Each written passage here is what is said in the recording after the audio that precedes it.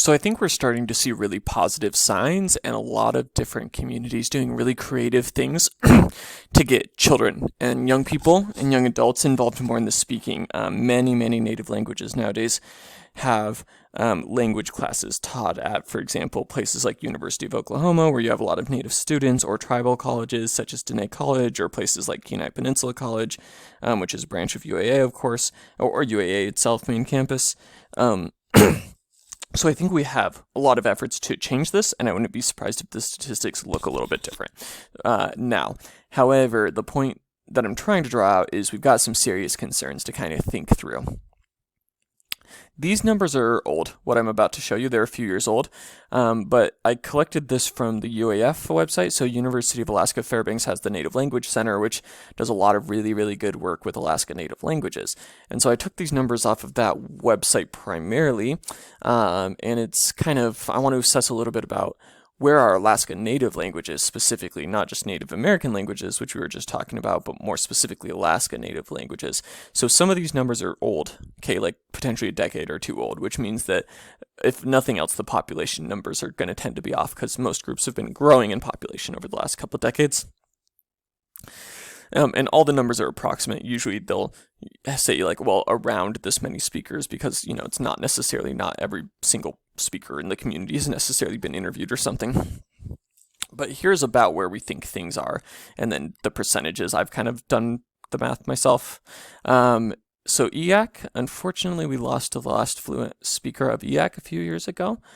She passed, and so unfortunately, no surviving fluent speakers of EAC. Haida is, as you read about in the reading, in a pretty serious point. It had gotten down to about 10 to 15 speakers. But as you read about in the reading, there's been some serious efforts to try to revitalize it. With a population of about 600, though, that puts the number of speakers at about 2.5%, which is very low. It becomes hard when there's that small percentage. You have to be really intentional about trying to revive the language, because languages do best when there's a language community, a bunch of people that, you know, you would naturally be using the language around and having it reinforced. It's why things like language immersion works well when you go to another country and just speak that language. So when you get to that small percentage, the problem is you don't really have a built-in language community. You have to seek out people that know the language, typically. And that's a lot more artificial in some ways than just sort of picking it up when it's being spoken around you all the time. Tlingit, of course, are a very large, a pretty large population-wise group, and also a group who's had a really prominent role in Alaska. In terms of speakers, though, this number of speakers of Tlingit is relatively small nowadays, about 500 speakers, about 5%. Tsimshian, about 70 speakers who are primarily elderly, again, about 5%. Likachek, about 12 speakers, again, about 6% of the population. Unangam, Aleut, 150 speakers, so about 6.5%. Again, some of these numbers are dated. They may be a bit higher now with a lot of the language revitalization efforts that are going on in the state, but you wouldn't expect them to be like night and day different. This is kind of give you a sense of the fact that a lot of these languages are in pretty significant language shift and language endangerment. Dena'ina, I have 75 question mark speakers because the source I consulted was not sure itself, and I would estimate potentially higher than that, in part because I think it depends on what we mean by a speaker, given the number of Dena'ina classes that go on at both Anchorage and KPC. There's been a lot of people that have come out of those programs at least partially able to speak Dena'ina, and so or having their pre-existing Dena'ina language skills further strengthened. And so I don't know if I would fully trust the 75 number, but the idea here is that it's still pretty low percentage of the population. Tanana, about 8% of the population, but most of them are over 60. Koyukon, or Dena'ke, 300 speakers, which works out to about 13%, and then for Atna works out to about 15%. So these are all languages that I think we could reasonably say are endangered at this point, and where we have to be making very intentional efforts to try to revitalize those languages. Okay. As you keep going along, as you'll notice, I'm doing like from smallest number percentage of speakers to highest. Sugpiaq, or Alatik, one of the native languages here from the peninsula, about 15% or 400 speakers. Degshinag, about 40 speakers or 15%. Now, I also want to point out that a 15% is not always, the same thing, because 400 speakers and 40 speakers, even if this is a much larger group in terms of population, so the percentage works out the same, having 400 speakers and 40 speakers is still very different, right? 40 speakers, you lose 10 people to age, and suddenly you've lost a quarter of your language community, right? And so that's not really the exact same to only have 40 speakers. It's a lot harder potentially to find co-speakers. Inupiaq, about 3,000 speakers. So in Alaska alone, but Inupiaq, of course, is closely related to the other Inuit dialects in Canada and Greenland, where there's 24,000 and 46,000. So it's about 22% of Alaska, of actual Inupiaq people here in Alaska speak Inupiaq, but we're not really worried about losing the Inuit languages overall at this point, I would say. Pretty large numbers of people that are speaking, but 22% doesn't mean sort of out of the woods or something. That's still something to think about and be thoughtful about, sort of how we revitalize that language, and is there a way to get that to be higher. Han, about 25%, Upper Kuskokwim, 25%, Gwich'in, about 27%. Gwich'in is a good example of the fact that a group can be really remote and still be sort of engaging in a lot of really kind of classic traditional practices as far as things like caribou hunting, and still be experiencing really rapid language shift. Tanacross, about 30%, Upper Tanana, about 33%. Yupik and Siberian Yupik. Siberian Yupik is very small, because mainly found on one or a couple of islands. But it's about 100%. About 100% of the population, it's slightly less than 100%, but about 100% of the Siberian Yupik population still speaks Siberian Yupik. In this case, their remoteness is probably an advantage in that sense. And then the Yupik population here on kind of the YK Delta primarily, about 50% of people. As we talked about before, about a third of the villages, that's still like the first language that people typically grow up in or are often raised in.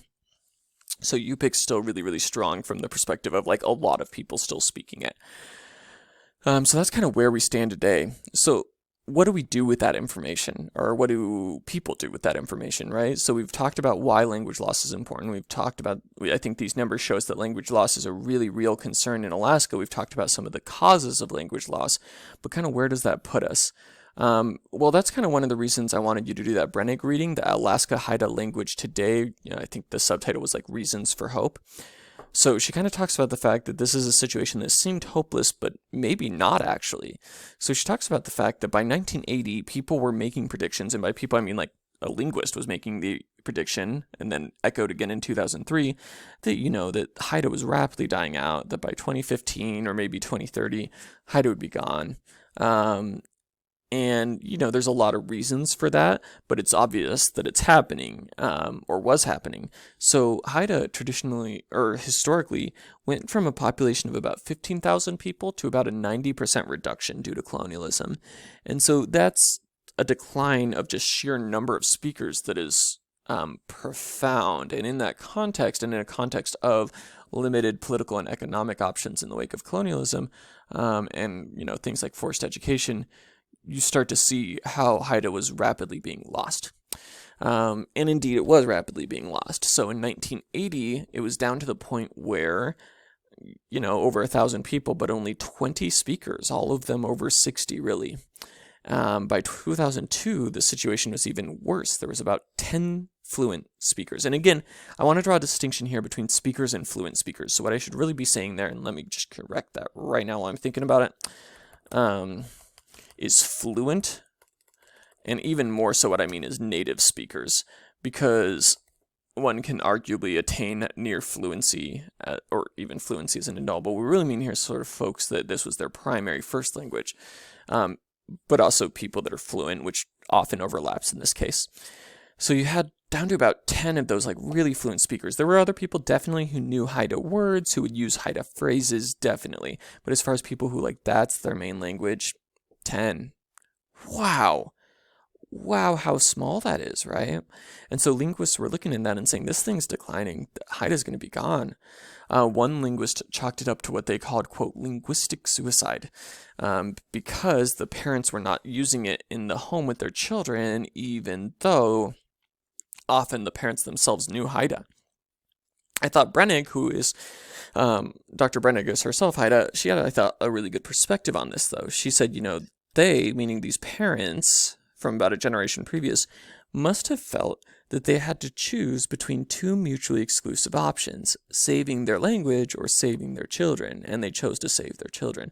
She makes the point, a lot of times they would speak in Haida to their kids but expect them to answer back in English, kind of push them to speak in English because they wanted them to be able to be fluent in English and really good at English so that they could get jobs that were available, down there really far southeast Alaska. That might be timber jobs, that might be fisheries jobs, that might be jobs in bigger cities, it could be a lot of things, but the English was going to be kind of the pathway to economic well-being for their children. And so a lot of times they would sort of intentionally have their kids not speak Haida. But as Brennig points out, that's not, linguistic suicide. That's not just sort of obstinacy or something. She said, people cared and want their language to do well, but they prioritized the well-being of their children, and they felt like in the situation they were in, that was English. But, there was also a lot of interest from the community in revitalizing the language.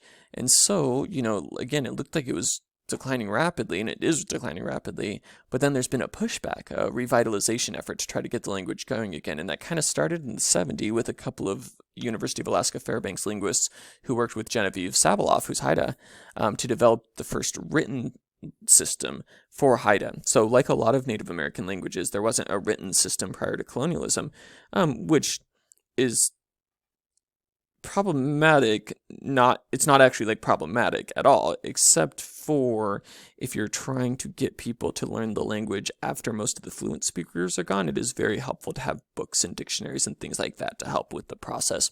And so they started to develop teaching materials, but a lot of those teaching materials weren't kind of written with language learning in mind. They were highly technical, the kind of stuff that would be useful to a linguist, and so it wasn't so terribly helpful.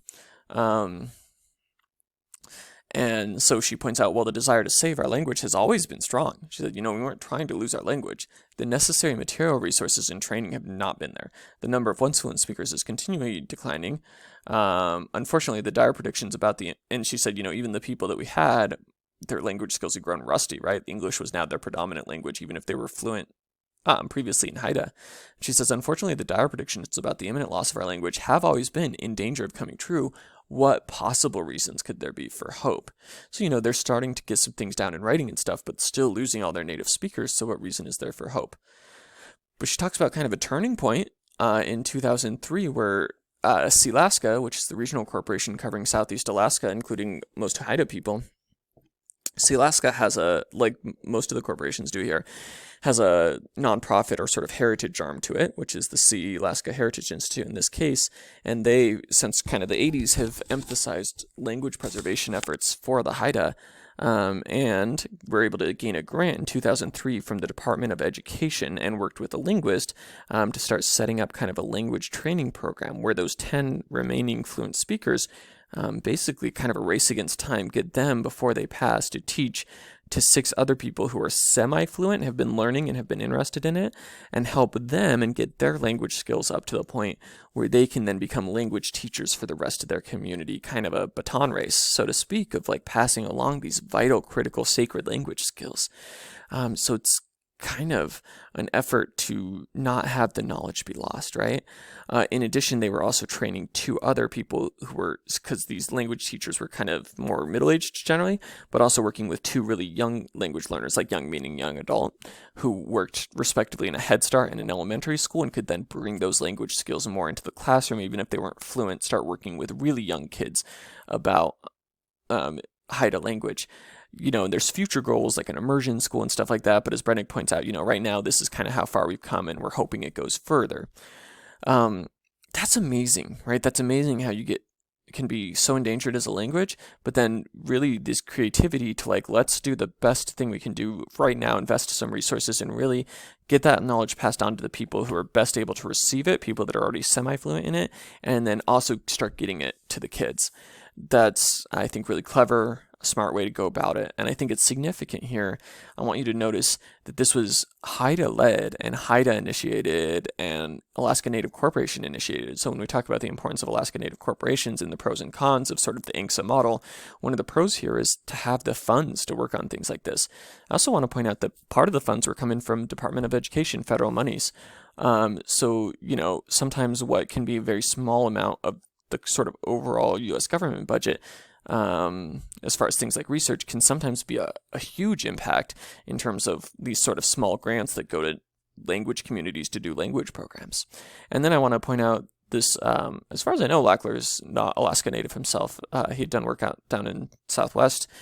So anyways, this working with a linguist, right? So the collaborations going on there between a language community, an Alaska Native corporation that represents that language community, the Department of Education at the federal level, a linguist. You've got all these people kind of working together. It takes a village to save a language, right? And sometimes a lot more than a village. You have online resources that were set up too, like haidalanguage.org, which has a bunch of Haida language phrases and different things on it, as well as Haida classes over there in Juneau at University of Alaska Southeast. So again, some take-homes. It's not simple to revitalize a language because, again, the easiest and best way for a language to persist is to have a community of people actively using it. When that doesn't exist, you have to start getting really creative. So it's not simple. Experts are very helpful. I've got experts in kind of quotes because that can mean a couple of things. That can mean things like linguists who are really good at kind of getting this stuff down in certain forms and dictionaries and things that are really helpful for things like classes. But also experts in the sense of like fluent speakers who remember speaking this as a kid, right? Which is always going to be different than learning it out of a dictionary. Nothing beats a language community mentoring each other. And ultimately, for these things to be most successful, it needs to be community driven, right? It's not sort of outsiders coming in and pretending to be saviors or something, but instead sort of collaborative relationships between people in the community and outside resources which they see as helpful. And also the importance of sort of branching out and trying a lot of different methods. It's not just one thing, doing some phrases at a Head Start program, having an online website, having an app, lots of different ways of kind of trying to get at this. I almost want to say there's not a wrong way to save a language. That's probably not true. There's probably wrong ways to save a language. But for the most part, there's lots of good different ways to try to save a language. And it's a little bit like COVID that's going on right now in the sense that, it's not just masking. It's also social distancing. It's also washing your hands. It's also being smart about what activities you go to and avoiding that as much as possible. None of those are perfect, but taken together, if you do, all 6 of those steps or whatever, your likelihood of getting sick is a lot lower, and your likelihood of making other people sick is a way lower. It's a similar thing with language preservation, probably one method is not going to save a language, but because each method is imperfect and is only going to work partially, and there's going to be obstacles and there's going to be hindrances, but maybe 6 different techniques, right? Gets enough speakers out there that you start to reform a language community and it can kind of rise like a phoenix from the ashes. And that I guess seems like an appropriate place to end out on. So with that, Akehe for your time, which is Navajo for thank you. And I really appreciate talking to you today.